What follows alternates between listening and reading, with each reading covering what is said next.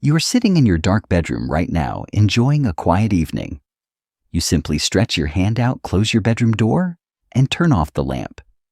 You feel completely safe in your own little world, believing this privacy is a normal part of life. But for 99% of human history, this tiny moment of being alone did not exist at all. Instead, our ancestors spent 300,000 years packed together in wide-open camps under the stars. They lived with 20 other people sleeping just inches from their faces, with no walls to hide behind and no doors to lock. So how did they find a way to live, love, and survive without a single second of physical space? The answer to that question will completely change everything you know about evolution, modern loneliness, and the true cost of human connection. To see how this ancient world actually worked, we have to look closely at the clues our ancestors left behind. Think about what it really means to live without a single wall for your entire life. For almost 300,000 years, your whole world was a tiny group of 15 to 50 people. You did not just bump into them occasionally. You were physically tied to them from the second you were born to the moment you died. Hunter-gatherer camps did not have a back door to escape through. There were no separate tents for families, no private corners, and no fences. Everything happened in the open light of day or around a shared campfire at night. When the temperature dropped, you did not pull up a heavy blanket in your own room. You packed your body into a tight human pile with your parents, your cousins, and your neighbors just to stay alive. You shared the same food, sat in the same smoke, and breathed the same air. If you wanted to talk, everyone listened. If you got into a fight, the whole camp watched it happen.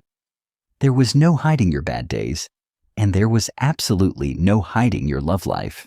This brings us to a big puzzle that puzzled researchers for decades. How did couples actually find a way to be intimate when 20 eyes were watching them? To find out, a famous anthropologist named Colin Turnbull went deep into the Idari forest of Central Africa to live with the Mbuti people.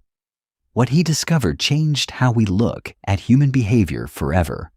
The Mbuti people lived exactly like our ancient ancestors, and Colin Turnbull noticed they did not even have a word for privacy in their language. It was not because they were not smart enough to understand it. It was because the very idea of wanting to be completely alone made no sense to them. In their world, being alone meant you were in deep trouble. It meant you were vulnerable to leopard snake bites or rival tribes. Being alone was not a peaceful break from work. It was a death sentence. So instead of building physical walls to separate themselves, they built beautiful, invisible walls out of social rules.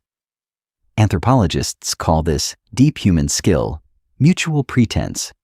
It is a fancy way of saying everyone collectively agreed to look away. Imagine you are trapped in a tiny tent with your whole family during a massive rainstorm on a camping trip.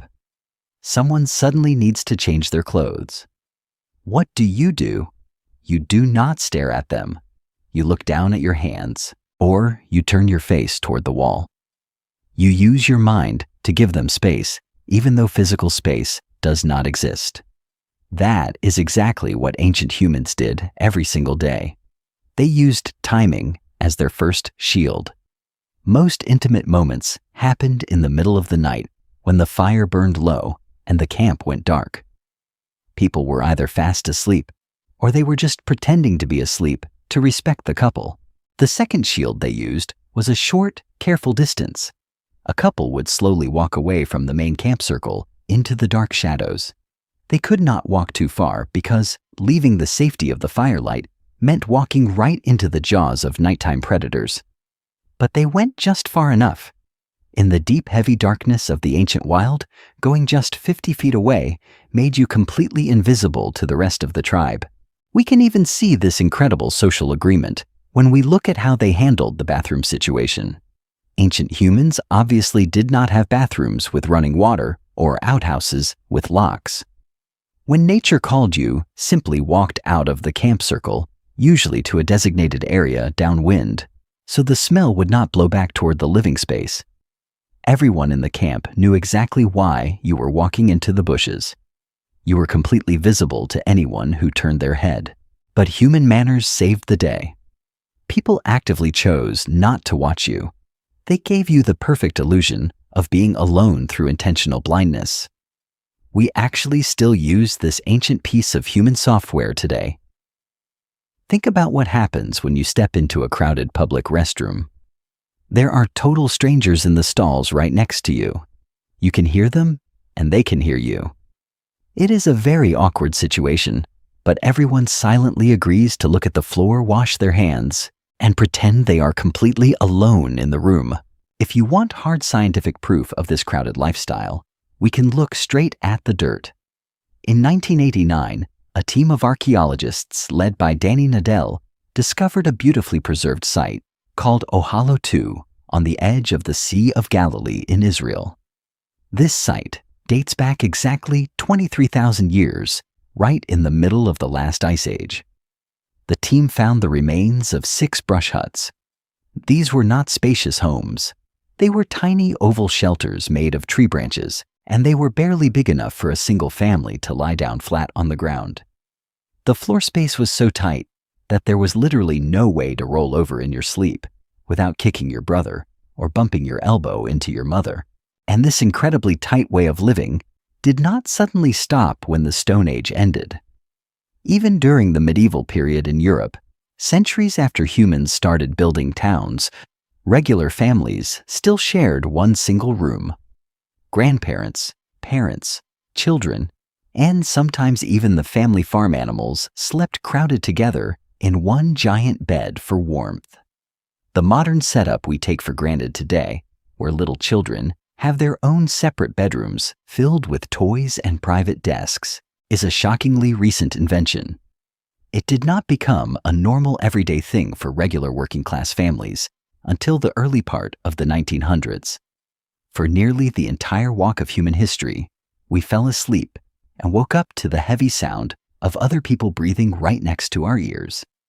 We were constantly surrounded by the rhythm of our tribe, and our brains evolved to feel safest when we were part of the crowd. So when did we decide to push the world away?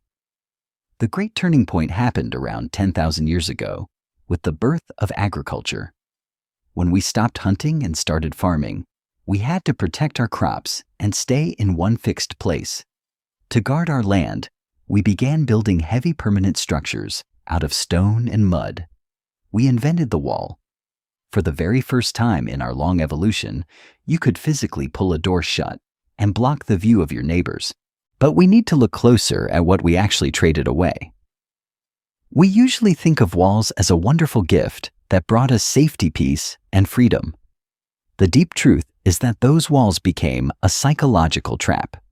A brilliant psychologist named Erich Fromm argued that our modern desperate need to be completely alone is not a natural human trait at all. It is actually a painful symptom of individualism. In ancient times, your identity was tied directly to your group, and your survival depended entirely on the person next to you.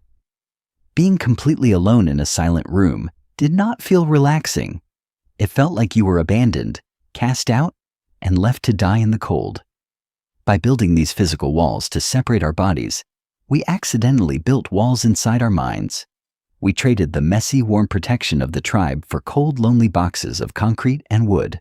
The tragic irony of modern life is that the very structures we built to keep us safe are now the exact things keeping us miserable. We spent thousands of years fighting to get away from the crowd, to have our own space, and to secure our personal freedom. But our ancient biology never caught up to this strange new reality.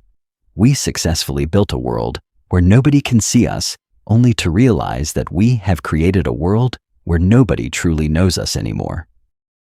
If you feel a deep sense of empty sadness while sitting alone in your room tonight, please realize that there is absolutely nothing wrong with you. Your anxiety, your burnout, and your modern loneliness are not personal failures. They are just the natural protest of your ancient biology. Your body is reacting to an artificial world of concrete boxes. We are tribal creatures who evolved to find safety, comfort, and peace in the warm presence of others. Your pain is just a beautiful proof that your inner human is still alive, still remembers the ancient campfire, and is still desperately looking for its tribe. We cannot tear down the modern walls we built, but we can choose to open our doors. We can reach out to the people around us and start building tiny bridges of connection in our daily lives. If this deep journey through our shared past touched your heart today, please leave a like on this video. Join our small community by clicking the subscribe button so we can keep looking for answers together. Let us share our thoughts in the comments below and remind each other that we are never truly alone in this heavy modern world. Thank you for listening. Take care of your beautiful mind, and I will see you right here in our next story.